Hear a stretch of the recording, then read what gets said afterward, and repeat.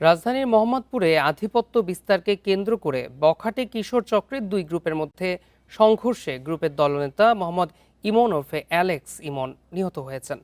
রোববার বিকেলে এ ঘটনা ঘটে। পুলিশ জানিয়েছে, মোহাম্মদপুরের অ্যালেক্স ইমন ও আরমান শাহরুখ গ্রুপের মধ্যে এলাকায় আধিপত্য বিস্তার নিয়ে দীর্ঘদিন ধরে দ্বন্দ্ব চলছিল।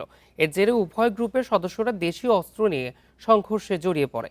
সংঘর্ষ চলাকালে প্রতিপক্ষের ধারালো অস্ত্রের আঘাতে ইমন গুরুতর আহত হন। পরে তাকে উদ্ধার করে সোহরাওয়ার্দী হাসপাতালে নেওয়া হলে চিকিৎসাধীন অবস্থায় তার মৃত্যু হয়।